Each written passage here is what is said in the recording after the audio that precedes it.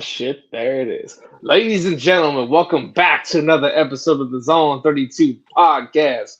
There's four of us tonight. Brandon couldn't make it. I didn't read the reason why, but whatever. He said you're a Grant, communist and doesn't want to be anywhere near you. Verbatim. Communist, that you got me fucked up, homie. That's just what he said. I'm just, don't shoot the messenger. That was what was said. He said, Jake's from California. I don't want to be anywhere near him. He's just mad because I said knock loose is the only good thing about the region where he's from.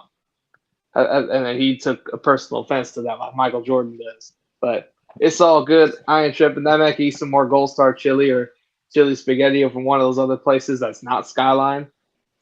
Actually, no, he does fuck with Skyline. He got mildly offended when I started talking about that one day. The scrolling thing at the bottom says everything we need to know. He hates you for political reasons. I agree. You're like okay. So he's a commie.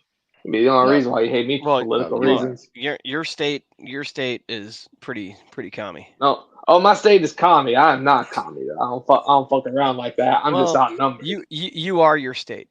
Oh, it's not me. Fuck it's all that. Else. Yeah, fuck all that. I'm. Proud to your here's the thing. I can't continue onward because I will get us canceled. So yeah, I will not continue on. This with motherfucker what I was won't about let to us talk say. about COVID, but Jake doesn't want to get kicked off the Gavin Newsom 2028 campaign that he works for, so he's got to keep it PG. He's a door knocker. Okay, well, instead of saying what I want to, instead of saying what I want to say, I'll say fuck that motherfucking piece of shit, no good motherfucker. Fake ass Patrick Bateman, fucking fake ass Patrick Bateman looking bitch. Max is going through this right now. He's scanning through, just make sure, and he's like, "Oh fuck!" Did you just call Drew Patrick Bateman? No, I said Gavin Newsom looks like Patrick Bateman.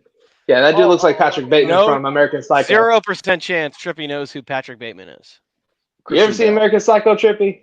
That movie's all right. Yeah, no, Jake, he right. The same way how this motherfucker don't know who Pop Smoke is, or NBA Youngboy, or Kodak Black. I know who Kodak Black is, but I know who Kodak Black and NBA Youngboy are. I have no idea who Pop Smoke is. No. I never heard that name before. He's dead, so you're speaking ill of the dead now. It's pretty gross. Fuck it. That's all. It's all good. How about I take the room? Foreman Jake over here just gets into that fucking. Oh, look at this! Hold up! We got Trippy and Governor Wes Moore. No. No shit. We got Trippy and a bald fan wearing a Lamar jersey. That's what Twitter told me. There you go. That's Governor Wes Moore. No, it's Governor Trippy and some bald guy. Hey, Will, I saw Lacey today, right? Yeah. Lacey and Jane was together, right? So I'm all jumping up and shit. Lacey looking at me like, who the fuck is this motherfucker? She's like, oh, Trippy is you. I forgot you cut your hair, bro. I felt so embarrassed. Like, damn, I did cut my hair. People she was like, cool what though, the man. fuck? Who is this motherfucker? Why is this random guy shouting at me? I got some things I want to say about day 4 that I saw, man. I know some of y'all on here ain't gonna like what I'm gonna say, but hey, I say we start. Training camp report. Let's hit it. I'm gonna do Jake's job here because he can't do it for like 6 weeks in a row. I say we start with day 1. First off, fuck you fat motherfucker. Fucking big old fucking bald-haired, bearded-looking ass. Yeah, this is you again not doing your job, proving my point right. So that's your fault for. That's your fault. This is all your fault, you son of a bitch. Again. I'll be the hero and do it again. So Jake and Will and Trippy went to day 1 of training camp. I would like to start this off by saying Will is banned from Ravens events until further notice, because Lamar missed day 1 because Will was there. So we can start off with that and then get into your day 1 experience. Thoughts? No, I'm not banned. I'm welcome at all Ravens events, but I just banned you though. So I don't respect your authority, so I don't give a fuck.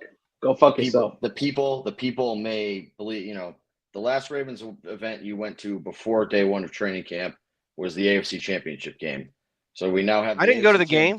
I didn't go to the game. You were there. You were in the build. You were around the building. You were near the building. I left the building. I left way before the game started. Your vibes were in the air. Okay. That's totally irrelevant. Now you're just pulling. Just splitting hairs. And now, thank you, Jake. And you're absolving the real criminal in that. There was a Canadian there who fucked it up. Canadian wasn't there day one at training camp though. So, but Canadian was there for the AFC. Hey man, look, this is why you don't eat oxtail pizza. And who the fuck would eat oxtail pizza? That's fucking wild. That shit. What are we doing? Did Will give Lamar oxtail pizza? I'm Jamaican now. I wouldn't mind trying that oxtail pizza now. I might have to take a trip up to New York because I don't know. That shit do look a little good now. Trippy's gonna miss next week's podcast because he's gonna have diarrhea from oxtail pizza. Probably. It's all good, man. Piss out my ass. So all right. Hey Trip, let's do a rundown of day one of training camp. So we got to training camp. We walked in and Trippy was on camera with Ravens media. I mean, when I say we walked in, I'm still waiting on that video too. That shit. We were inside for less than 10 seconds and he was on camera. So that happened. Then I'll tell you what. Neither of you two have had the full experience of a full Trippy experience. I've had it many times at this point. I didn't hang out with him for like 3 hours before the divisional game. I'm just telling you. That was somebody else. No, the full experience. Drew got the Trippy experience. I wasn't filming Trippy while I was on Houston News and getting trolled by that TikTok kid. But you know what, who goes around and wears the opposing thing. Hey, Drew, come and think about it now. I wish it was you at the AFC Championship game and Will, because I feel like we probably would have won. I agree. My vibes are much better. My vibes are much better than Will's. What the fuck? All right, so anyway. You gotta think about it, right? Hold up, Will. I gotta say this. You gotta think about it, because you gotta say this, really? You gotta say this? Yeah, you have I got a championship pedigree. You don't. Jake, listen. Really Jake said it was the Canadian motherfucker, right? So now, and Will saying it was. Drew saying it was Will's fault. Now I'm thinking about it. Will and the Canadian motherfucker linked up before we went inside the stadium, so now it kind of makes sense. Wow, that's crazy. I see what you're saying. You're saying the Canadian juju rubbed off on Will. So you're cursed by the soulless Canadian who gives you Canadian bacon instead of actual bacon. Okay, hold on. I have to say something. Drew also met up with the Canadian before another game, and what was the final during that game? What was the final score of that game? Doesn't matter. Lamar got hurt and didn't come back. He did. Was the final score of that game? Did the Ravens win? Yes or no? They won. You don't that's when we played the Broncos. Barely. Okay. That was the Broncos game. 10-9. All right, Frankenstein. Ugly ass game when James Prochet threw that hilarious interception. I'm not making up rules here. I just have a championship pedigree, and winning follows me where I go. All right, we got derailed there. Except for the Boston Bruins, because they don't know how to do that shit. They won since 2011. They've won. Hey, hold up now. The Ravens won more recently than the fucking Boston Bruins, and you're still willing to call Steve Bisciotti beat Steve Biscotti. You have a weekly bid on that, so hold the fucking phone, player. The Bruins know how to let you down, other than beating the Canucks. Before you finish about day one of training camp, I gotta say one more thing. See, Jake woke it up again. Boston. Yeah, hey man, gotta put old boy in check when he gets too high for himself. Shout out to the Rockies today, man. Not a real game. Nobody. That fucking score like a football score. West Coast. What happened though? West Coast altitude, not real. West Coast. Mountain time, actually. That is not West Coast time. Denver's on the West Coast. Sure. Denver is mountain. More west than me. That is 2 hours behind you. 1 hour ahead of old boy. Me. My time zone's the only one that matters. It's far away and altitude's all fucked up. And Nick Pivetta struck out 6 guys and 8 batters. It is what it is. Shit happens. Time is a flat circle. Well, shout out Rustin Cole. Here's what I'll tell you. Here's what I'm going to tell you. You go to if you guys dare to go to training camp with Trippy, you better have a lot of patience. This motherfucker gets stopped every 5 feet. Every 5 feet. It's not just little kids That happens. Little kids are asking Trippy for pictures. They're like, "You're that TikTok guy." We got Trippy talking to Nate Wiggins' mom. We got Trippy talking to fucking every security guard. These guys, they're like, "Yo, what's up?" Trippy knows every fucking lady, every old black lady sitting in the fucking stands is somehow Trippy's like the aunt or some shit. I don't know. These ladies are calling out Local Trippy's name. celebrity. Local Yeah, celebrity. yeah, it's crazy. This guy knows Well- everybody. It's insane. But here's what I'll tell you. Trippy knows what he's doing at training camp. It was fun. It was a good time. He knows where to go, where to be, when to be there, and so we were in all the right places at all the right times. Derrick Henry is like, no matter what you think Derrick Henry is on TV, if you see this motherfucker in real life, he's a freak of nature. I forget Bro, who I was he like listening one of them to. pass rushers. He like the same size as fucking He's Adoka. fucking humongous. I He's think it was unbelievable. He's so big. I think it was Marlon on his podcast was like, people forget how big Derrick Henry is. Like, when you see a football player, they're usually a lot in street clothes. They're a lot smaller than you'd expect. Marlon Humphrey is a great example. When I Yeah. saw Marlon, he is like just like a completely normal sized human. So it's like he plays football. Yeah, And this guy is like, when they wear pads, they he's look way bigger. yeah, exactly. But Derrick Henry's a Henry big next to motherfucker. him is like, holy Christ! It's like Derrick it's Henry like is he's my standing next to a size, but fucking is jacked. Is big, he's no, no. I'm saying like he's like bigger than like stronger than me.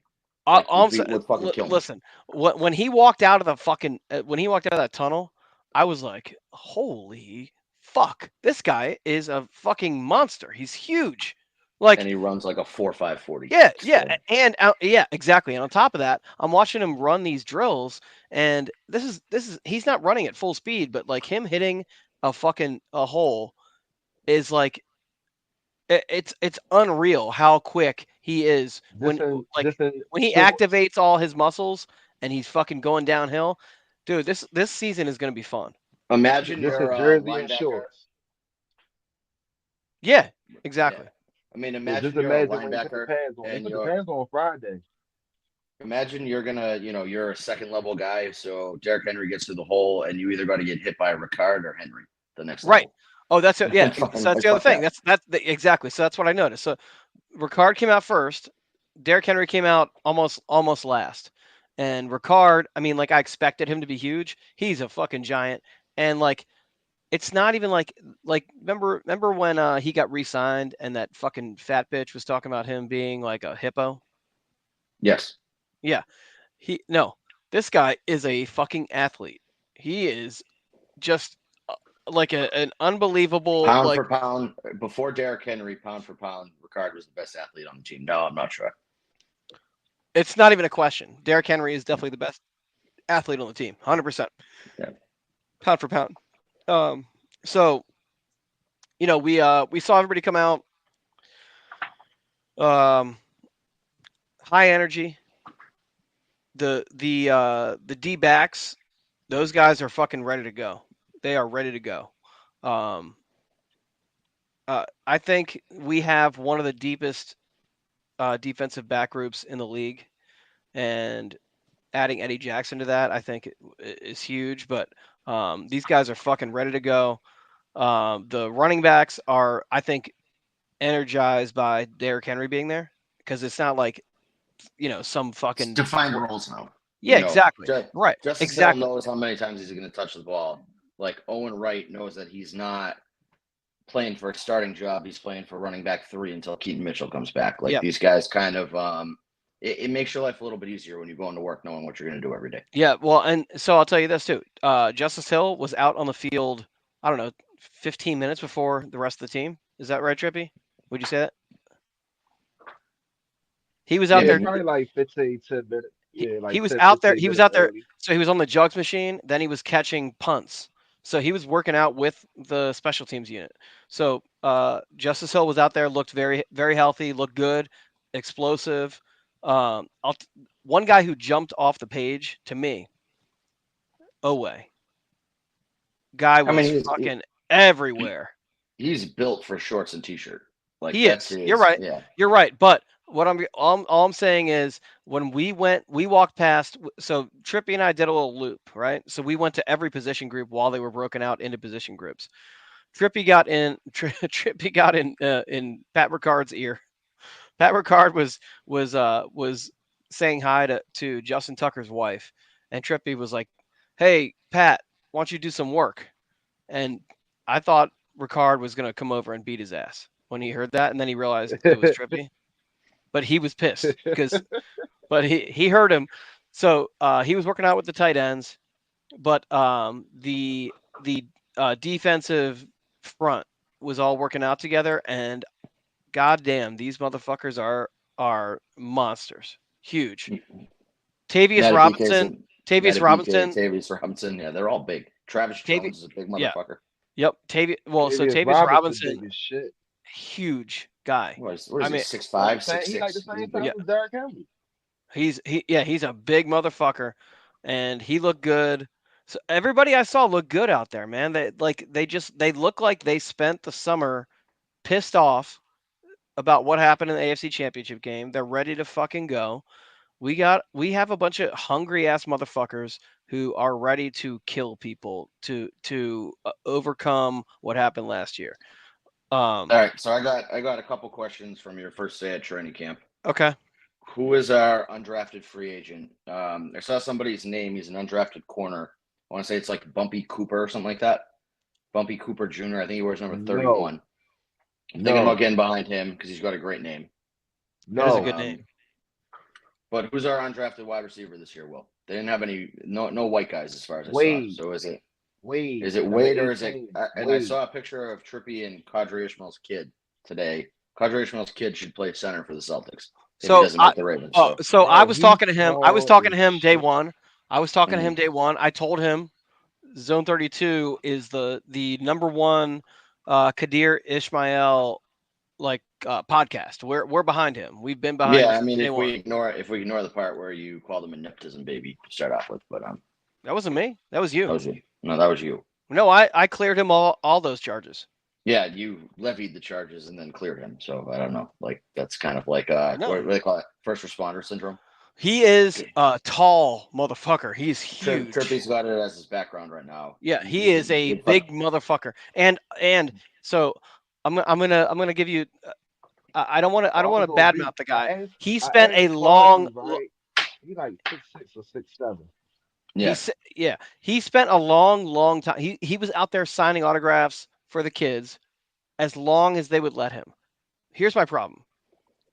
Big Dog's son was standing right in front of him for must have been 20 minutes straight. He didn't sign his fucking flag. Good. But what do you mean good? Fuck you. Is Big Dog's son gonna have sex with his wife in the future? Pull a So I don't know if you know the future Scottie Pippen story. Future tried to get a ball signed by Scottie Pippen. Scottie Pippen ignored him, and then he fucked Scottie Pippen's wife later in life. So. Oh, by the way, speaking of fucking wives, why don't you introduce our We have a new sponsor this week. Out with Burger King. With Burger King didn't work out. Apparently the code didn't work. A lot of people were upset with that, and their crowns are built for children, not grown adults. So I had a headache when I went to bed that night. So fuck Burger King. But we are sponsored this week by Campbell's Plumbing. It's in Maryland. Will, what town in Maryland? I don't remember. This is your neck of the woods. Port Republic. Port Republic. As far as I know, they serve, basically the greater Baltimore area, anywhere around Port Republic, Maryland. Calvert County. Yeah. So sometimes they can get the job done. This is straight off their website. It's kind of weird advertising and things, but sometimes they can get the job done. If they can't, they can get you with an expert, especially when it comes to cleaning pipes. Just seems like they tend to outsource like pipe cleaning and things like that. Normal household maintenance, like things that you should be able to do as somebody who's the head of a household. For whatever reason, Campbell's Plumbing struggles with those, so they will outsource them to other people. If you go to their homepage, there's a little thing that you can fill out. You leave like a name, an email address, and a phone number, and you leave like a brief message about what kind of services you need. So if you use code WILL, you get 10% off services. And make sure you tell them Will from Zone 32 sent you. And you will get great service. Usually get it done in 1 or 2 nights. Not a lot of back and forth during it. Maybe afterwards they kind of follow up a little bit too much after the fact. But yeah, so it's campbellsplumbing.org. And again, make sure you tell them that Will from Zone 32 sent you. Thank you. All right, good. We got that covered now. No problem. Just anybody wondering, I do great ad reads if you guys want to sponsor us. So Will laughs when people give us money to talk about them on they give us money, or sometimes people in their family give us other services. Oh, it just listen. It tickles me when we get to honor our contributing sponsors. Yeah. Yeah. No, that's fair. I promised him we'd read it early in the episode. So what are we, like 20 minutes in? So make sure to clip this and send it to him just so that he's aware that we've shouted out his plumbing business. He will be aware. Yeah. All right. So back to training camp. So anybody offensive line wise stand out to you? Like I know that they didn't do pads. They didn't do a lot of. I don't think they did any 11-on-11 first day, right? No. So they didn't. I don't know if you saw like starting units for offensive line. Like, I don't know if that was apparent. Well, I'm gonna let Will go since we on day 1, and I talk about day 4. Go ahead, Will. My bad. You know what? It's not even fair. Like I don't know if it was 11-on-11 or 7-on-7. They did run at the end of practice. They ran for about 10 minutes. They ran like goal line to goal line, and like none of it mattered.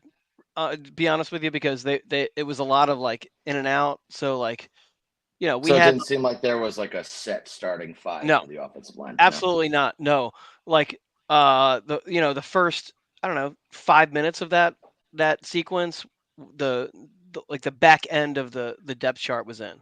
So it didn't really tell you anything. What I'll tell you is Rosengartner is that guy is he loves camp. He loves football. He's fucking ready to go. He seems like the kind of guy who only went to school because he could play football. So. Yeah. So I'm excited about him. Just like the look on his face on day 1, he was there. He was dialed in. I have long been a proponent. I know our real doctor friend has long been a proponent. I want the stupidest fucking no regard for their safety, only cares about football guys playing offensive line. Okay, so on that note, a guy that I thought was kind of everywhere and was really like working his ass off was I think his name's Drew Samac, right? Oh, the center, yeah, from Michigan State. Nick. Okay. For some reason, you know why I said Drew? Because we were trying to say that he was like related to you, I think, at one point. But yeah, because he's a white guy with a beard. That's pretty typical. But I think he went to Michigan State, right? Yeah, and the only thing I don't like about him is everybody hyped up this picture of him flipping off the Michigan crowd. So Michigan was up 49-7, and there's a picture of him standing like midfield flipping off the Michigan student section. It's like, don't lose 49-7 would be my thing. Like, I like the energy. I like the energy. I just don't like the context of where you did it because you were getting your fucking teeth kicked in. Like, maybe don't do that. I do like that he's getting his teeth kicked in, and these fucking bitch ass college kids are up his asshole, and he's like, "Fuck you." Right, but maybe do it like when you're down 21-0 to try to energize. No, I hear you, but I like the vibe around this guy. Yeah, you're right. I like the vibe. I don't like his comedic timing. Or not comedic timing. Every time I saw him on Sunday, I liked what I saw from him. It just like I liked his energy. So, the offensive line. I didn't see a lot of Ben Cleveland, to be honest with you. I saw him come out. That might be a good thing, though. Like if he's not doing anything bad that's catching your attention, that might be good. You know what I mean? Yeah. We're not offensive line. Nothing stood out to me. We're not nerds who are going to watch blocking technique and shit. I think Falele gonna win that job because he's been playing a lot of right guard. Falele's been playing guard a lot. Yeah. So is Falele too tall to be a guard? Is really my only question. That's my question too. No, Lamar is not. Lamar's not short. So no, he's not. But still, like Falele's 6'7", isn't he? 6'8". Yeah, big motherfucker. Big. He's really big. Yeah, but still, I mean, they said his footwork. You know what I mean? So like, why not? Right, but like, there's gonna be a point where Zay Flowers is lined up in the slot on the right side of the formation, and Falele's fat ass head might get in the passing lane, and so like that's like a legitimate concern. And you don't have that concern for a 6'1" or 6'2" guy. We've been saying this about him since he got drafted, I think, me and you. Yeah, is that he's got so when he came out, he was 420 pounds, some ridiculous number like that. And we both if he slimmed down and got a little bit more agile, he could play guard. But again, it's the same question every time: is he too tall to play guard? He's huge. Yeah, he's gigantic, and we have a couple of those guys. So yeah, I think Salah's close to that size too. Yeah, he's like 6'5", I think. So he's another big guy. Yeah, and that's the thing with big guys and interior offensive line is will their head affect passing lanes? Yeah, and that's Linderbaum's like 6 foot 6'1". He's not tall. No, he's a bigger guy, but you also again lower center of gravity, perfect. Yeah, Linderbaum's 6'2". Yeah, which is about what you want your interior. 6'2" on in the program, but I think in real life, I think he's more like 6 foot. 6'8". Yeah. That's a concern that you have to have is do you want your guards being that big? I don't know. Yeah, exactly right. So interior, creating space for Lamar to throw, whatever. Whatever. That's something we can deal with. Can you remove a couple of vertebrae? Yeah, exactly. Linemen out there. Yeah, and Voorhees again. Do you guys see much of him or no? Oh no, Voorhees, not much of Voorhees, no. Yeah, not much. I didn't see much of him. You know what? Today I wasn't even really paying attention to him. See, I be looking more at the skill players. You feel me? Maybe when I go Friday, I might. Friday, but that's the thing with offensive line is that we're not offensive line people. So if somebody's not standing out to you, that could be a good thing for them. Well, and again, so most of what I saw on Sunday, they were broken out in position groups. So I'm not going to go spend much time staring at the offensive linemen. To me, it's a bunch of huge fucking dudes doing their fucking drills. I don't know what I'm looking at. So was Ronnie there for the whole practice? Yes. Yeah. That's something I did notice. Ronnie was there. He was very much engaged. He was doing his thing. He looked good. And guess what else? Although we got it about day one. Today is day 4. Guess who was the last person that left the field? My bad, Drew. Ronnie Stanley. He was out there teaching the dude number 60. What's his name? Julian Pearl or some shit like that. He was out there teaching them. And I got a little video. I'm gonna send it to y'all. I said, check Ronnie Stanley out. He the only one out there. He was working on Speaking of videos from day one, Will and Trippy had an interaction with a certain nail painting number 7. Asked him to come on the podcast, and I think he said, "Hell no." Hell nah. I think you guys dropped the ball. I tried to get him shouted out. I think you guys dropped the ball on that one. Similar to Rashad Bateman dropping touchdowns, I think you guys dropped the ball on that question you asked him. I think you needed to ask him what nail salon he goes to, or if he prefers Balenciaga or some other designer brand to catch him off guard and get him to come over and talk to you, and then be like, "Come on." So here's what I'll tell you. That was the third time that day we interacted with him. The first 2 times we didn't have it on video. The first time he was coming out, he was slapping 5 with the kids, whatever. So then when he got free of the kids, then Trippy got his attention. He saluted me and Trippy. I don't know that he no knew shot he knows you again. No shot. Well, but when he turned around, he did turn around and he went to go salute us, and then I was wearing his own 32 shirt. So the switch up's crazy by Rashad. The switch up is crazy, right? He saluted us. The second time he came over to slap 5 with the kids over on the sideline of the offense, the field the offense was practicing on, and we were with Hassan. And he wanted no part of me and Trippy. And then the third time was the one that was on video. That's fair. So number one, I'm shocked he lets people touch his hands. He just seems like that kind of guy that would not slap hands with people. Don't touch my manicure. Yeah, I just got these done yesterday, guys. I can't touch you. I think we needed a closer video of basically him telling you to fuck off. That would have made my year. Would have made mine too, but if he looked you dead in the face, if he looked you dead in the face and said, "Drew, go fuck yourself," I think I'd just retire the internet. I think I would have peaked. I don't think there's anywhere else I could go from there. So, somewhat of a botch opportunity by you guys, but fair. We did the best we could. We lived. I ain't gonna lie to you. That shit was funny though, because But I told Will I'm gonna say it. I was like, he probably ain't gonna say shit. You feel me? And then when he turned Well, around and that's then why he you're said doing it. something. Yeah. No, Right. He turned again, around and like said something. Then people when are he like, realized it was us, he was like, "Oh hell no!" You feel me? That's what was so funny we've been about it. giving him shit for months, so like he should give Years. it back. Yeah, years. So Right. like the fact that he had any kind of reaction is fine. Like if he jumped over the fence and beat the fuck out of Will, I think it might be warranted. I mean, Oh, sure. I don't think he should And do that people because he's a wanna if he pulled like a Ron Artest, malice at the palace, but brawl at the castle or whatever you want to call it, fucking yo, some that shit brawl at the That the castle. That hassle at the shit is castle. yeah, the crazy. hassle at the castle. If he jumped over the fucking railing and beat the living fuck out of Will, like, maybe don't do that. You're a Hey, well, professional athlete, but also warranted. Drew, people can't beat the shit out of me. I only go outside with my podcasters. That's what I've heard Yeah. from Hey. sources. So Will doesn't leave the house unless Trippy and I are like holding each of his hands, and we all live in a podcast house too. I Yeah. believe that was an accusation made. Yeah. I don't. It's true. Wait, we all live in a podcast house together. I forget That's who was Jake, arguing. Yeah. we can drop the act. We're in the next room. We're in the Yeah. next room. You can hear us.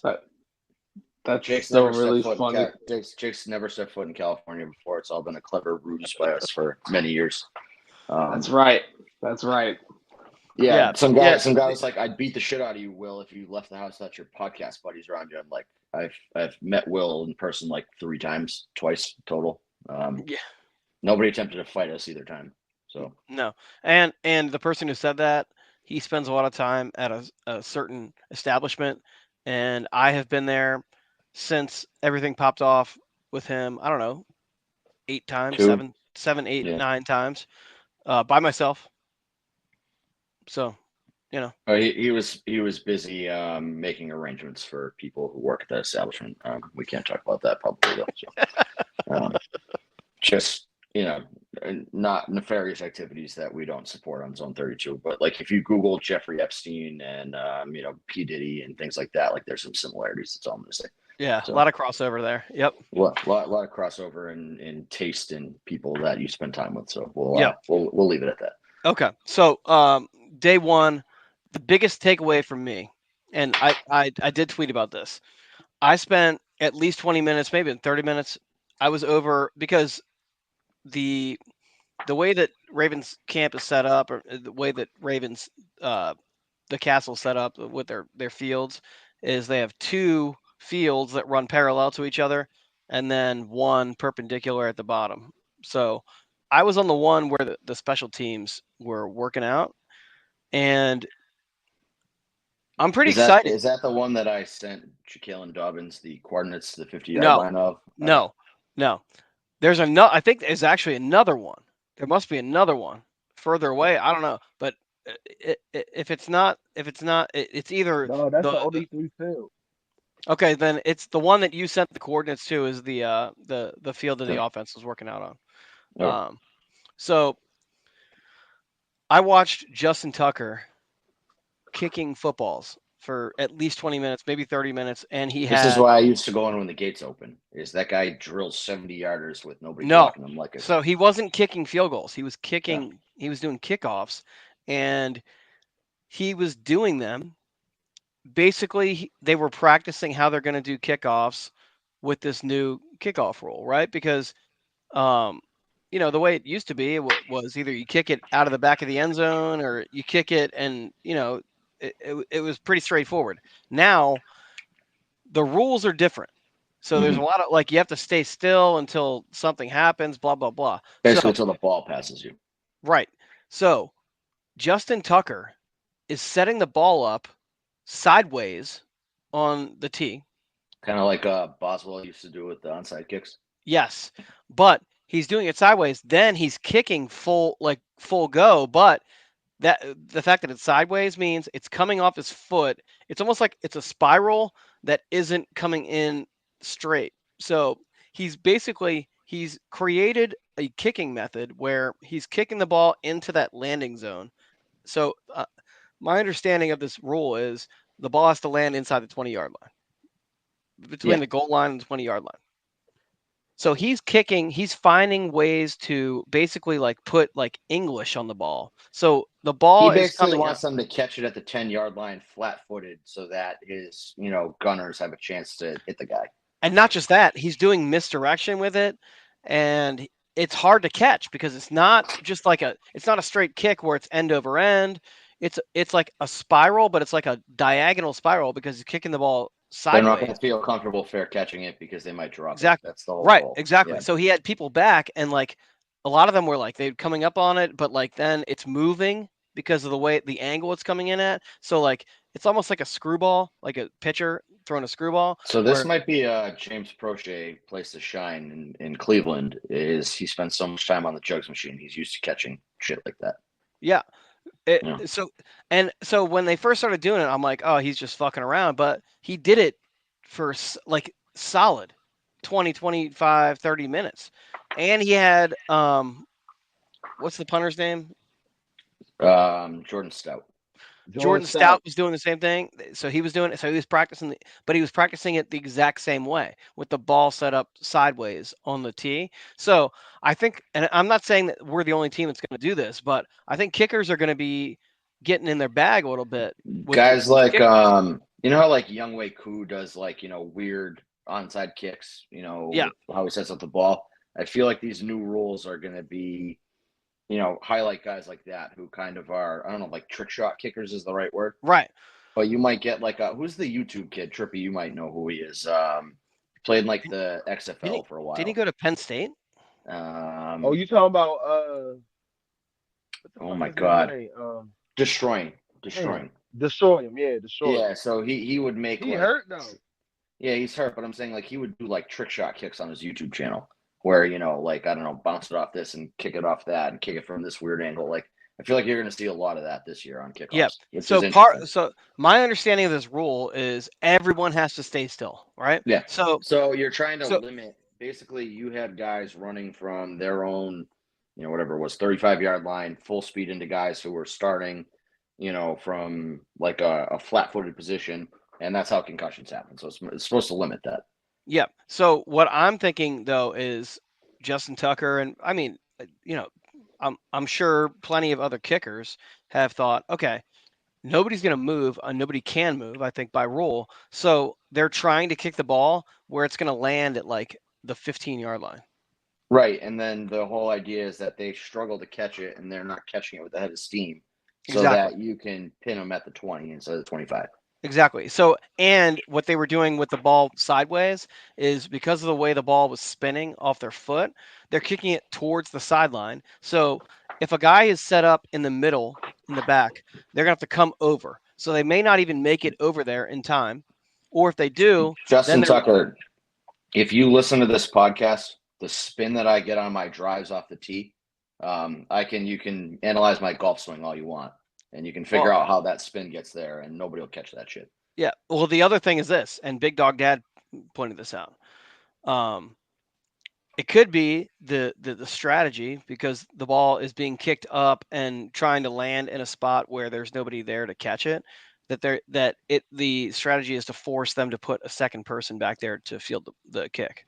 Yeah, so you almost get rid of a blocker to put a second person back there. Exactly. Did Big Dog Dad sweat through his shirt and pants at training camp or no? It was hot as fuck.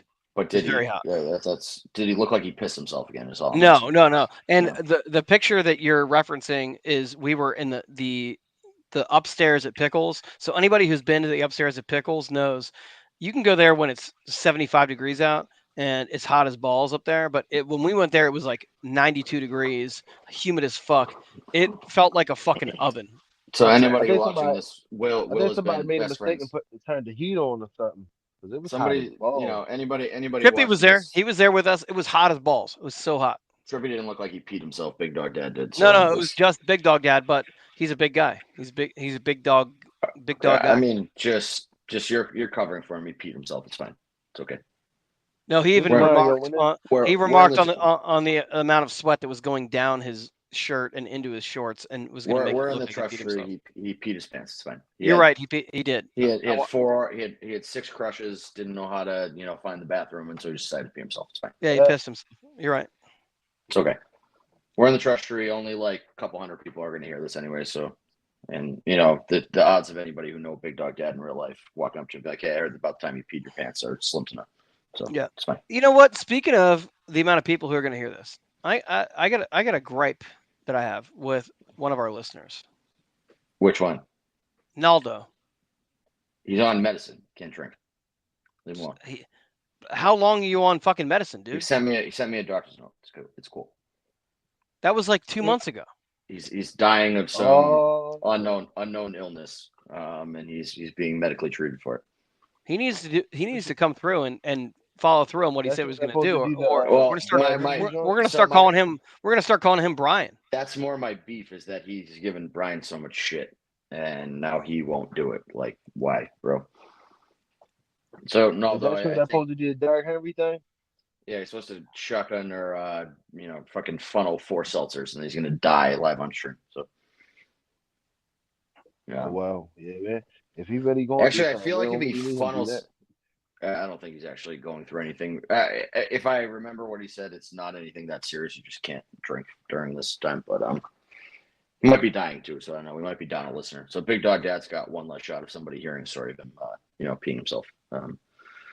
This turned dark real quick. We usually make fun of each other for being like in life or death circumstances, not listeners. Jake, you're supposed to unmute yourself and save us here. We've put our foot in our mouth. No habla inglés, carnal. Yeah.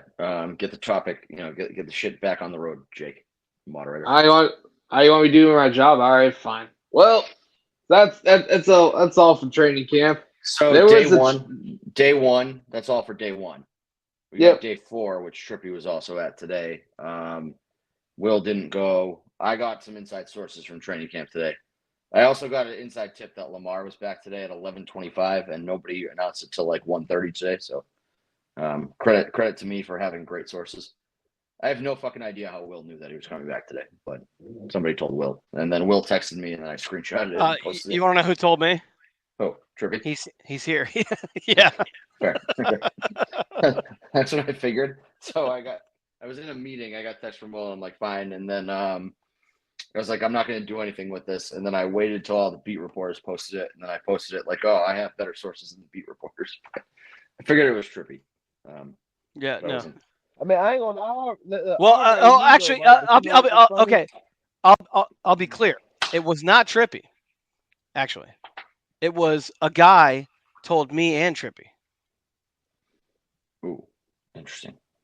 Trippy and I have a guy. We have a guy. I know you have a guy. That's all I'm going to say. He does stuff that's at the Ravens stadium and those things. Is it the guy that I'm thinking of that he has given you some bad information in the past about uniform combinations? Look. He only gave me good information. Well, he gave you information about something that actually happened, and then you made uniform decisions based off of that, and they didn't work out. He's only ever given me good information. Yeah, his information's fine. What you do with his information is bad, I guess is what I should say. Nothing wrong with him. It's just your. I do bad things with information all the time. Yeah, same. I've heard about plumbing companies that pay us money, and I slandered him on this podcast. So.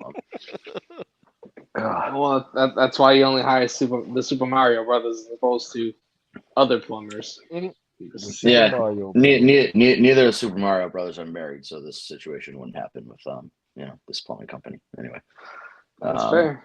But yeah, it's a day 4. Trippy. They're also not real. Yeah, Trippy. Do you want me to read my notes from day 4, or do you want to go over your notes from day 4? Yeah, no. Go ahead, read your notes first, and then I feel like you may have seen my inside source there. He's pretty big deal on the Ravens. He pretty big time insider.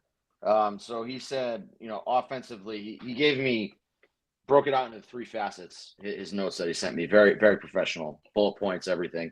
So offensively, I guess Lamar only played about 5 snaps in 11 on 11. Said Lamar looked rusty and he left early, which makes sense. He hadn't practiced yet. Also, who cares? It's like the first week of training camp. He said Zay and Bateman look good off the line. So I guess, beating defenders in shorts and a t-shirt for whatever that's worth. And that drops have been kind of an issue offensively. You agree with all that, Trippy? Yep, I agree. All right. Then defensively, he said, Marlon's got his swagger back. Looks like the All-Pro Marlon again. Needs a haircut from what Trippy posted, but or actually what Hassan posted, but then Trippy quoted with Bob from The Wire, or Bubbles from The Wire. Sorry. Bro, that shit was funny in the comments. They say you That was like bad. bubbles. That was bad. That was like, I mean, I'm bald, so I can't really talk about people's haircuts, but Jesus fucking Christ, man. Like, go get a fucking haircut, bro. So defense is everywhere, just pressure and coverage wise, everybody looks good. I've heard outside of this, like, Harbaugh joked that he said he told Owe to chill out because he's like disrupting too many plays in 11 on 11. No, So no, he actually did pull him aside and said, "Don't hit the no, quarterback." and then Harbaugh said that in a press conference. So like, Marlon had 2 picks today. Kyle Hamilton had a pick. Jalen Armour-Davis had a pick, and Marcus Williams had a pick. But Jalen Armour-Davis having a pick is shocking. I forgot he was a person. So, good to hear that. And then the quote that I was saying is linebackers were flying, which I take to be Owe and Van Noy were all over the field, but probably Tavius Robinson too. And then special teams wise, Deontay Hardy and Malik Cunningham are the ones that are working on returning kicks. Malik Cunningham is the interesting one to me. Yes. So I want to say something about Malik Cunningham. I was watching him closely because Trippy put it in my head that he was like a midget. But Yeah, I guess what Trippy's point was, he doesn't look like a quarterback, which is fair. He's not like small, but he is, I guess, small compared to quarterbacks. But I liked everything I saw from Malik Cunningham, and not just on the field, just like his whole, like he looks like a guy who played quarterback in college. You might expect does he them give to. you Terrell Pryor vibes or no? No, Mm-mm. he looks. Not as big, not as elusive. Like what's Oh, missing there? he's Both? way small, way small. Like Terrell. I Oh, mean, Terrell Pryor No, like was I think probably Terrell, 6'5", right? probably right, 6'3", he but yeah, had he was a bigger guy. He's a Terrell bigger Pryor guy. had the height. He just don't have the height. That's what I'm saying. He So But just is don't have the Malik height. Cunningham I more just like feel a like you Wes still probably could Welker use him on. no, he's not that. No, or no. or He, Julian Edelman? so here's the thing. So now that he's with Yeah, the wide yeah, Julian receivers, Edelman. you see him with the wide receivers. We have small wide receivers. We have a lot of small Mhm. wide receivers. He's like, I don't know, probably the third or fourth biggest guy in the wide receiver group. Bateman's probably bigger than him Yeah. height wise. Country Ishmael's kid's probably bigger than him height Oh, wise. well, not probably. He's a monster. Well, yeah, But he yeah, doesn't count. He's like What's the 6'9". name? He cheated. What's his name? Ted Walker. Tez Walker's like Tez 6'1", Walker, 6'2". So Tez Ted Walker's pretty Walker got big. some Yeah. size to him. Yeah, but all in He all, got some Malik size. Cunningham blends in with the wide receivers. He blends in pretty well because he's like, I don't know, he's like 5'11" probably.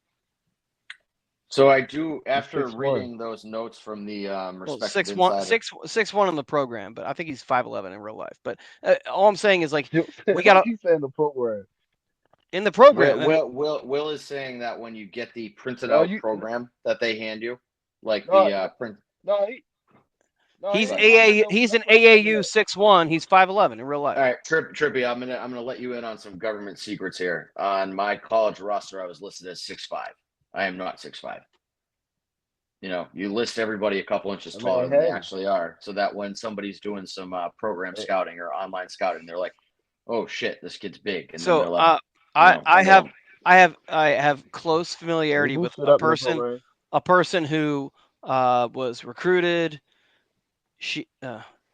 This person played AAU basketball, and they listed this person at least 2 inches bigger than they So are. Will just dead gendered somebody that he knows who used to be female growing up and then turned into a man and was trying to get D1 scholarships. But Well, all I'm saying is this person was listed well above their height, and they that's still. what you do because again, so somebody looks at your roster and they're But like, "Holy but fuck, you got a bunch of 6'8" people." this person claims that height still to this day, and I'm like, no, that's not accurate. That's AAU height. That's not real life height. Yeah, see, there's a difference between people like me who, 6'3", 6'5", like whatever. I'm taller than most people anyway, so it doesn't fucking matter to me. But like I was like, yeah, I'm not 6'5", but you can put whatever you want in the fucking program. I don't care. Well, there is a big difference between 6'3" and 6'5". You know this. Right, but to me, I was just like, whatever, do whatever the fuck you want. I was like, just keep getting me out of classes on Fridays, and I don't give There's a a guy. There's a guy who has a kid the same age as mine. They do an activity together, and my kid told me he was 6'8", and I was like, he's not 6'8". So next time I see him, I'm gonna ask him. I said, hey, buddy, how tall are you? He said 6'5". So he's really like 6'3". No, he's a bona fide 6'5". He's a big guy, but 6'8". I was like, 6'8" is like when a 6'8" person is near you, you know it. There's no mistaking it, and I'm like, that guy's not 6'8". I forget. So when the Celtics came to Fenway after they won the championship, they do this. They do the duck boat around the field. They throw out the first pitch. Like most baseball players are, around my size or whatever, a little smaller. Like not a huge sport. If I go to a Ravens game early, you can tell who the offensive linemen and the defensive linemen are. But like the skill position guys are again usually smaller than me. And then the basketball players come, and I'm like, Derek White looks like a fucking midget on the court, and he's my height. I'm like, Jesus Christ. They're just like freak athletes. So when everybody makes the argument of like who are the best athletes, it's basketball players. Oh, 100%. no doubt, no doubt. Not even close. Like Steph Curry, I think is at least your height, right? He's like 6'3", 6'4". I would say He's 6'3". Yeah, Steph Curry's probably listed at 6'3". I would guess he's probably like 6'2" maybe, but he's at least the same height or close to the same height as me. So yeah, and he looks like a fucking midget on the basketball. And he looks like a kid. Yeah, he looks like a little kid when he's out on the court. Yeah, yeah. And because so like when you see, he's next to LeBron. LeBron's fucking 6'8". I met Hashim Thabit. I don't know if you remember him. He used to play for Yeah, UConn. no, I remember him. Yeah, He was like 7'4" or something like that. And I met him at a UConn game once, at a women's game. Back in the day, you used to have to buy season tickets to the women's game to get any men's tickets at all. So we would Gino Auriemma, what a fucking schemer. Yeah, big scam Typical artist. fucking guinea. We fucked his kid up too in high school, but different story. His kid played for some fucking snooty like Catholic school and would just get bullied by the opposing fans all the time. Getting off topic here, but so I met him at a basketball game, and I was, I don't know, probably 13 or 14 at this point, so I wasn't full sized yet, and I came up to his like chest, and he was just like, I was like, Jesus fucking Christ, this guy is huge. Okay, so I got a story similar to that. We're way off topic, but I have to tell the story now because we're in this lane. So I have it's one of these things where it's like it happens and I can't control it. I will get like a panic attack if I'm around something, and when I say a panic attack, I honestly mean it because it felt like I had a heart attack the couple times it happens. Like 2 or 3 times in my life this has happened. The first time it ever happened, I was at a Bullets game, Washington Bullets. The Washington Bullets played at what was called the US Air Arena back in the day, Landover, Maryland. It's now where the Commanders play, right? Like, I don't know, a mile from there. So we watched a game at the US Air Arena, and then we went outside waiting for the players to come out. And what we were really waiting for is Chris Webber. It was that era where Chris Webber, I think maybe Muggsy Bogues was on the team at the time. I'm not really sure. I think it may have been that time. Sounds about right. Yeah, time-wise. What happened was we were waiting by the door where the players come out back in the day. This was not – nowadays, you see them come out in their car. You're not going to see them walk to their car. Like they're kind of like – yeah, they're prissy. Yeah. Back in the day, they would walk out of a fucking door from the building and walk to their car straight through all the fans. So, I mean, this must have been 1995, 1996, something like that. So, the door opens, and a man comes through the door, basically bent over. To Kemba Jumbo? No, George Mirasan. Oh, okay. That was close. He came out completely bent over and then stood up. And when he stood up, I had my body involuntarily had a panic attack. I started sweating, like I was dripping sweat. My fucking hands were sweaty. Like I almost threw up when this happened. And I was like, what is happening? So I need a Will and Taco Fall appearance to happen. Well, so here's the thing. That's what happened to me at the Orioles game that day. Remember, you was like, yo, I said, hold up, bro. I think I was having a panic attack. Yeah. Listen, This dude, it was one of these things where it's like you're not expecting what you're seeing, and even if I knew how big he was, 7'7" in real life, and It's like shocking. it's unfucking believable to see a human being that big. Yeah. So he came out. I had a panic attack. Like I fucking almost like fainted. It was that bad. And then, so since then, it's happened a couple times. One time it happened when I was in a horse barn and I was near like a Clydesdale horse in a barn. These motherfuckers are huge. Yeah. So then I had like then I like recognized what was going on because I was an adult when it happened. And I forget the last time it happened, but it's happened like I think 3 or 4 times in my life. All right, so George Trippy, Marathon was the first time though. Trippy, I want you to take notes. We need Will, Falele, Sala, Cleveland like meetup to happen. So it's different though when I know it's like I'm walking up to a big person. It's different. But like if a But like fucking you need George to not Marathon know. comes out of a door, a human like a normal human sized door, and he's fucking has to like bend over So halfway to get out. I need Trippy to like invite you to Pickles and then tell them to come, and then they're just gonna bend down to get through the door, and you're gonna fucking oh my god, That would fuck pass me out up a butt. if I That'd be wasn't great. expecting it. And you know, that would have to be set up pretty like precisely. But listen, if you're in a small space and some gigantic thing comes into it, I don't know. Like, I guess that's just maybe it's just me, but it Well, I fucks mean, me you're up. also like 5'2", so it's different for you All than it right, is for everybody else. here we go. The You slander. set yourself. I did. Somebody had to take advantage of that. It was going to be me because Jake's on mute and Trippy doesn't call you short, so had to be me doing it. Well, I've spent the most time with Trippy, and Trippy and I are pretty close in size. Yeah, if you like stood on your tiptoes and Trippy bent down a little bit, you guys are pretty close in size. No, that's not accurate. That's pretty accurate. I've met both of you. It's pretty. I mean, pretty Trippy and I close see to each other like at least once a week. So yeah, not, Trippy told me that he squats down when he sees you to say hi, so you can be on your eye level. But yeah, well, slander, wrong. Yeah. So Now, Trippy tries to be sitting down when you walk into a room, so you guys see each other face to face.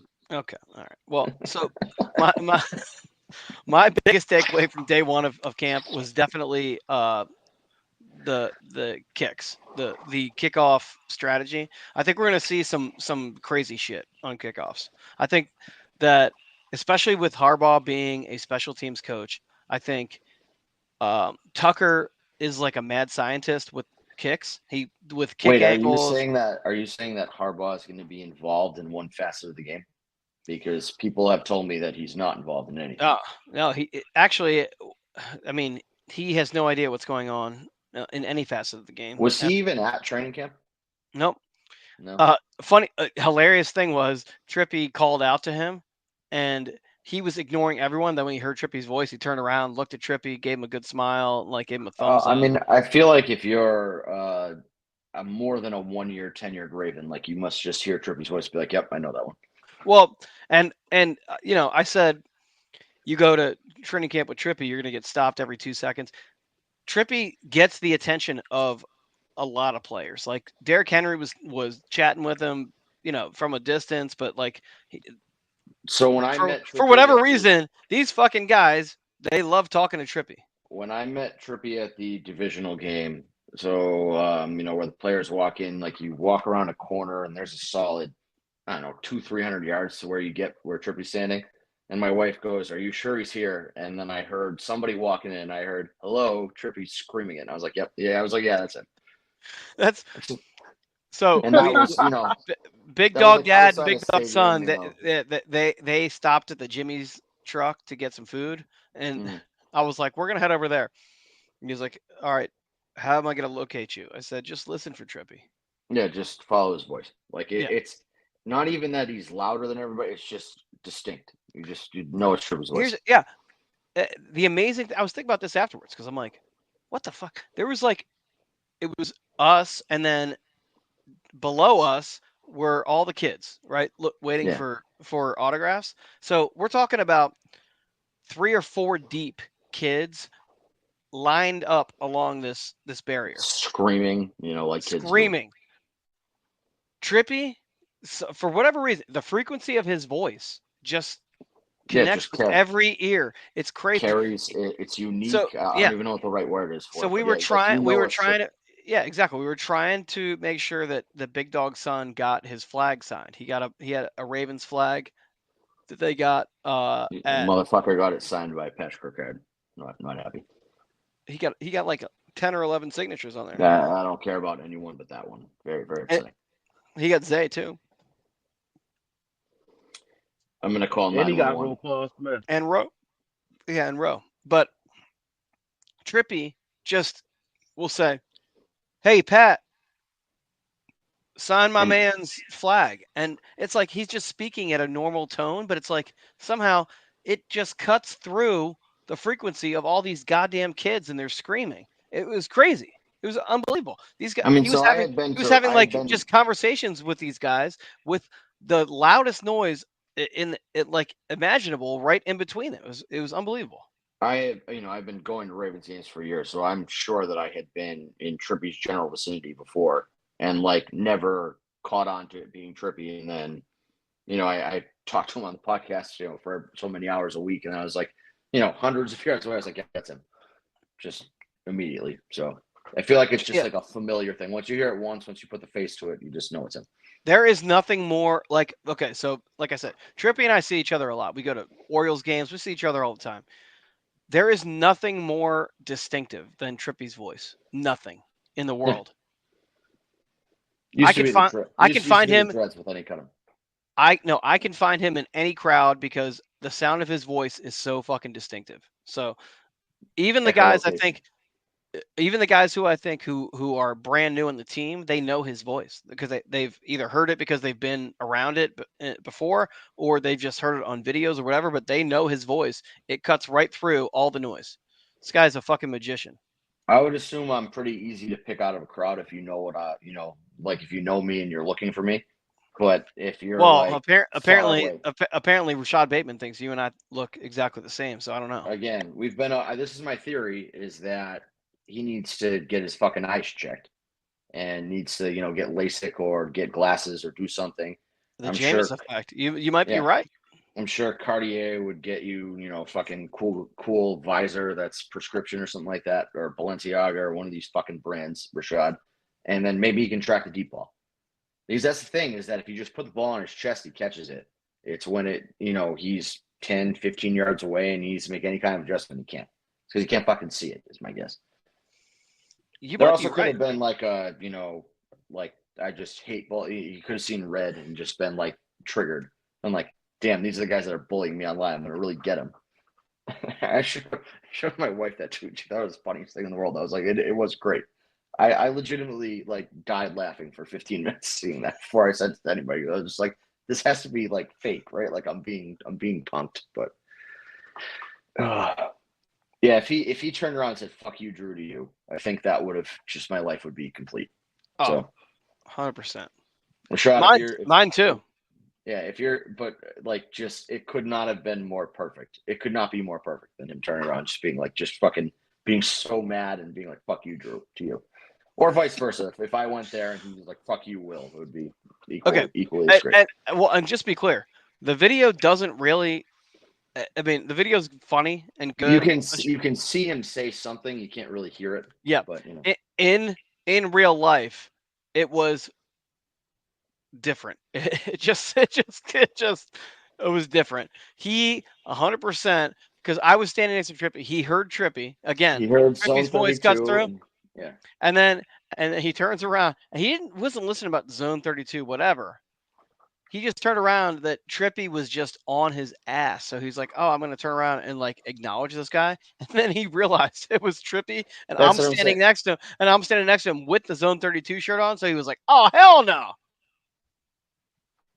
Yeah, I'm sure he heard the familiar voice, went to go turn around and then put two and two together before he had all the way turned around. I was like, fuck.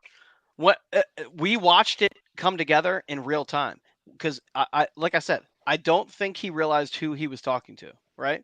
He's like the only dumb motherfucker who doesn't understand. He doesn't recognize Trippy's voice.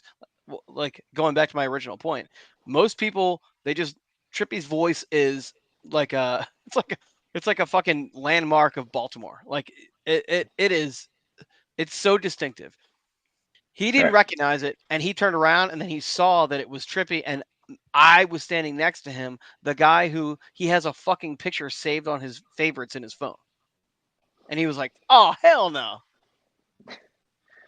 All right, I gotta go, guys. I have important parent Bye, business to Drew. take care of. Go away. Jake, That's right. Jake, Fuck maybe you, do Drew. something. Jake, Hey, maybe, Drew. step up and Hey. do something for us, the podcast. How about go fuck yourself? Because you like How to step about- on people's toes. That's right. You've had your mic muted for the entire show. I'm not. That's stepping 'cause on I your can't toes. Well, get- he I usually can't- does. You Yeah, stepped on it's your own because toes. it's because when you're around, I can't get a word in edgewise because you take up all the airtime. People like to hear me talk. I don't know what to tell you. Every time I'm not here, I get messages. Man, People like to hear me talk. I don't know what to tell you, man. I don't know what to say. yeah, maybe I'm if Drew. maybe if you talk like that, you'd be more compelling. Maybe give that a Yeah, shot while I'm gone for the rest of the episode. You know, I think you might be right, Drew. I guess I'll have to speak a little more this one. All right. There you go. There you go. Perfect. Yeah. All right. Good. Jake, go fuck yourself. Trippy and Will, have a great night. That's pretty kind. You too. He's my Fuck man. you, Jake. Go fuck yourself, Fuck Jake. you. Fuck you, Drew. Bye, Drew. Pussy. That's it. All right, God. hey Trip, tell us about today. Yo. Day 4, homie, hit it. Well, I mean, today was a good day for real. They basically was doing like special teams, like a lot of special team shit, like field goal. And then I How- did see this one little Okay. play that they did, like they had not Zay Fly. I don't know why I keep saying Zay Flowers. They had like Likely on the line, right? And they like snapped the ball to the holder, and he flicked it to Likely real quick. So I don't know if we might see that. Oh, okay. And Was likely defense, like like I just feel like it was likely's on the end of the line, like set back, and then pulling in. yeah, and then he straight, yeah, pulling in So, once they snapped the ball and they straight flicked it to him. so it's a pull in, flip to likely, and then he follows the center. No, he just rolled outside. Oh, okay, all right. He just rolled out the outside because I mean it's like a fake. You know what I'm saying? They already like when they snap the ball, people already gonna start trying to jump up to block it, I right? got you. Yeah. But the holder, instead of him, the kicker gonna fake it and he straight boom, flick it to light. So It was they're cool, trying to move likely into space outside. basically, yeah. Okay, I like that. Makes And sense. I like that they have because I don't think we ran a fake all year last year. No, I don't think we did. I think you're right. And typically we do. Well, I think At every year least before once. that. Yeah, every year before that. Because again, like I mean, Harbaugh is a special teams guy, so I think he appreciates those well executed, you know, special but teams, but fake I ain't gonna plays. lie to you though, the defense though, went crazy today. They had like 6 total picks altogether. Art Maulet's been going nuts in Yeah, camp, right? he ain't had no pick today though, but he still was going crazy though. But who had a pick? Marlon had 2. I think Marcus Marcus Williams, Williams, fucking Armin Davis, Donovan and Davis. No, Kyle I don't Hamilton. think. I Oh think someone yeah. else, right? Kyle had one, and what's the name had one? Mullet. What's his name? Trey Mullet. Oh, Trayvon Mullen? He used Oh to play yeah, for the Trayvon Ravens. Mullen. Yeah. Yeah. No That's shit. that's He had two. Lamar's cousin, No, right? right. He really had 2 of them, but they called one back because it was like, you know, some Okay. DPI. Gotcha. But That other makes than that, sense. though, You got to and be then fucking up to get called for Lamar was out there. DPI at training camp. Yeah.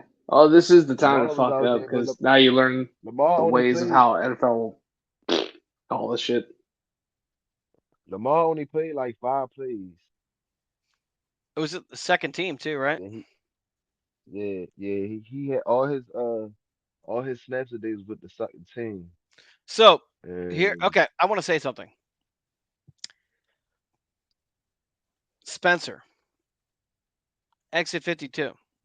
He was going bananas about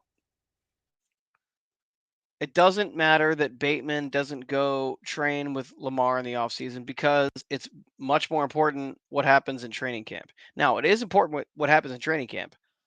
As far as chemistry is concerned, I don't know that chemistry is built at training camp because training camp is kind of like a totality thing, right? So it's the offensive line and the skill position players kind of like meshing together, putting the playbook into action, figuring out how all that goes.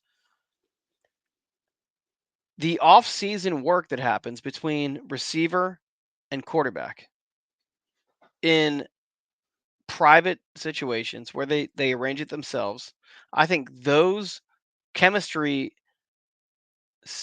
sessions, like where they're learning each other's habits, those are more valuable to a wide receiver and a quarterback during the season when you're talking about trusting a guy to run a certain route, to understand how he runs that route, right? So like every guy's going to run an out different. Every guy's going to come out of his break different. So you got to understand the timing of his footwork. And Bateman is known for quick footwork. So these are things that like in past seasons when the timing's not there, when Lamar doesn't look to him early in the route progression.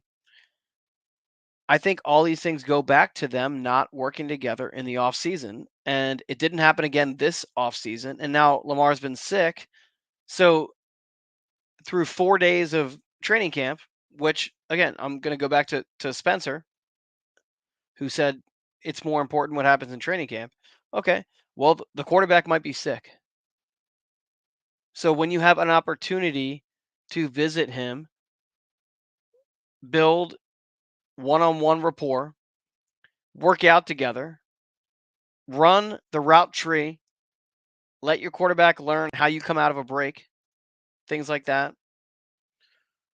I think all those things are incredibly valuable to training camp progress. Like it's laying a foundation for training camp. And then training camp is laying a foundation for the regular season.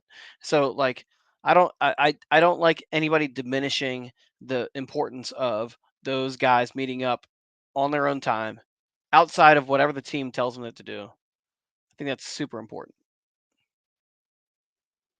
You're not wrong. I also think that's achievable after practice. It's a matter of the quarterback and the receiver getting together and having But those one-on-one conversations. I But mean, it I ties get into what that. you're I saying, get that. though. But after practice is these guys have like, okay, Trippy, you've been out there 2 times. I've been out there 1 time. Sunday, we were out there.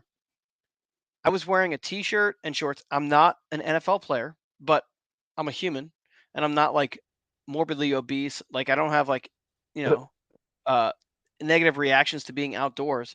And I was fucking gassed just from being out in that sun. These guys are playing football. They got shoulder pads and a helmet on. So what you can They ain't had gain, no shoulder pads on yet. whatever. What you can gain from those visits with your quarterback, and they wouldn't have to wear a helmet or anything. It's learning biomechanics. It's understanding each other. So getting in sync with someone, I think, happens one-on-one, and you can't get that done, especially not the way that I just saw training camp executed, where they're moving station, station, station, station, station, and then at the end they run some 11 on 11 goal line to goal line. But that's not the same thing as 2 guys being able to just do whatever they want for as long as they want to do it. That's where Bateman not making the effort to go see Lamar, that fucking bothers me a lot.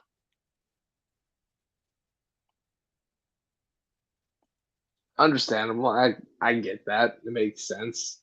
You would like to see them get together and everything. From what I've noticed, did Mandrews go out there this offseason? I think Likely did, right? Like we did, Andrews and him. Mandrews, although, yeah, Andrews, they already have Andrews, that they connection. have it. They have it. Yeah. Right. They have it. They have it. So like Mark Andrews has earned the right, and Lamar, I bet they talk a lot. Guaranteed. I don't know. I would bet they do. But if they don't work out in the offseason, and they probably did at some point, but whatever. We Probably didn't see early it. on. We didn't see it. But those two, we already know they have the connection. They have the chemistry. That is not a question, right? Because Mark Andrews wouldn't be the guy he is without Lamar Jackson. Correct. So and vice versa. But so I don't know that like it's it's not going to change anything for either one of them if they don't work out. Like it would be great if they did, because I think it could probably like even take it to the next level. But there's at the same time, I think Andrews is probably hoping that Lamar connects well with other guys on the roster. Because it opens everything up for him too at that Exactly. point. Right. Yeah. So like they already know each other. They already know each other's tendencies. They have chemistry. So maybe it's just Lamar and Andrew saying, let's try and get these other guys up to speed, and it helps both of us. I don't know, but Well, you're not wrong. I mean, we watched them last year. He and Bateman didn't look right together. Like there and was Bateman even said it again. I think, I don't know, 2 days ago. He went in front of a mic and he said, I need to get Lamar to trust. He said it multiple times now since the end of last season. Lamar doesn't trust him, and he knows it, and Yeah. he's acknowledging that. He said it multiple times. Yeah. So there's that. Before we get out of here, we should probably touch on the most recent DB signing that the Ravens just made, because after our session last week, the Ravens went ahead and made a move and brought in the man, the myth, the legend, the NFL safety with the greatest opinion on taxes ever. They signed Eddie Jackson from the Chicago Bears. So hey, man, 2-time Pro Bowler, knack for the ball. Bojack is his handle. At least it ain't Bojack Horseman, but He a, Bojack, and fucking he a Florida boy. he is a South Florida boy. See, that's kind of what I've noticed with Lamar. Get him more players from that region. They'll get together because they all know each other. Yeah, That's they're that's all honest. they're all gonna eat those fucking Royal Farms chicken baskets and miss 3 days of camp. Or oxtail pizza. You're funny as shit. I'm telling you right now, it was not the oxtail pizza. I'm telling you, it was probably a fucking Rofo eight piece. Oh, gas station chicken.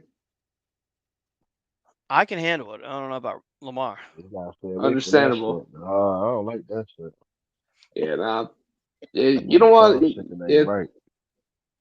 I understand. That's understandable. We don't have that out here. It's fucking crispy, crunchy chicken. I think is our gas station chicken, which that's whatever. But that's beside the point. But still, I'm sure we're all happy about the move, bringing in another safety playmaker. Better move than fucking Geno Stone go to the Bengals. I think it was Sarah Ellison that highlighted on Twitter, right? He's getting 1.5 mil to come in this year, while Geno still And actually got it counts as one against the cap. One. beautiful. Not to mention the cheap, like with how little you're spending on that, you got a better player. Like he's a more accomplished player and a better player than Geno Stone in his best day. Man, Geno Stone had a hell of a year last year, but Eddie Jackson, ever since he came into the league, just the ball happened to find him. Especially when he was under the Fangio defense with the Bears, the ball found him multiple times. He has. So I did the comparison head to head with Geno Stone just to see, like, dollar for dollar, what's going on here. Geno Stone got 2 years, 14 million, and we just went over what Eddie Jackson got. Eddie Jackson has 5 interceptions since 2020, but he also has 3, I think 3, maybe even more. Actually, maybe more, 5 or 6. He has a shitload of fumble recoveries or forced fumbles. And that's not something that Geno Stone ever did. So Geno Stone was kind of like a lurker. He was kind of like that guy and Mike McDonald made that possible for him. Like that's how the defense works.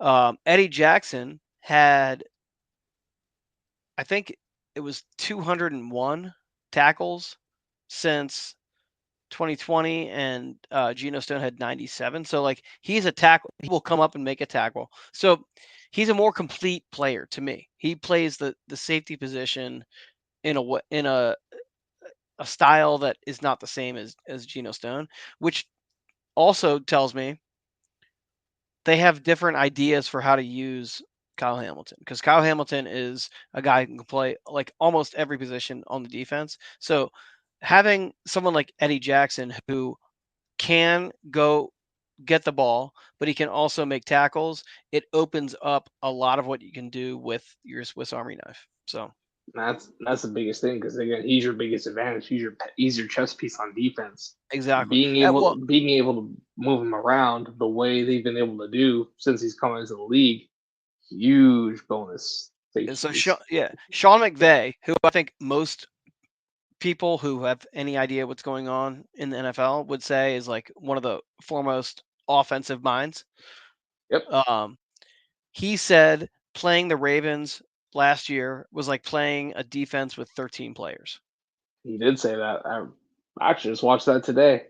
Yeah. I fast forwarded through, oh boy, because I'm not trying to hear Bobby Chaucer talk. All due respect to the man, I'm like, just get to the point, get to the thing that you're trying to talk about, and then after that, I could just make my own conclusions because I don't care about you.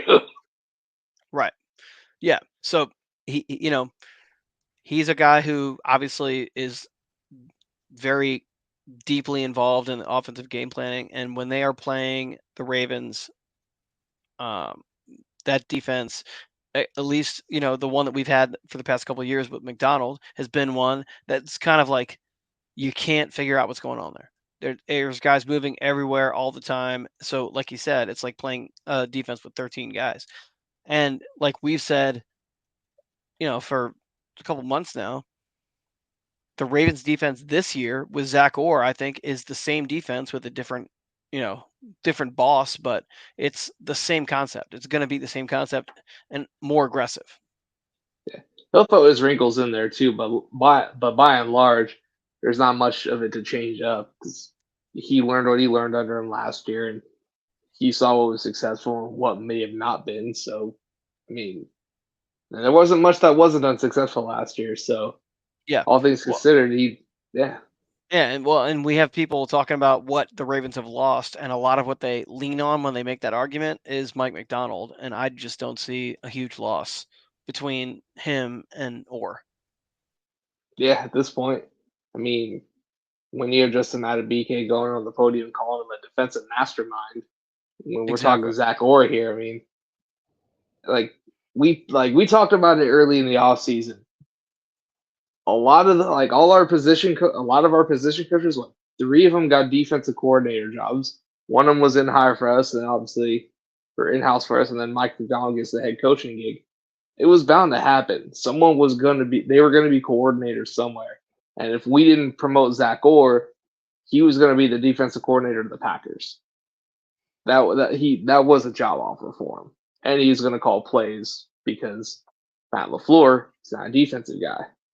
Right. But getting to stay home, only team he really ever knew other than that debacle with Urban Meyer. I mean, ain't no place like home.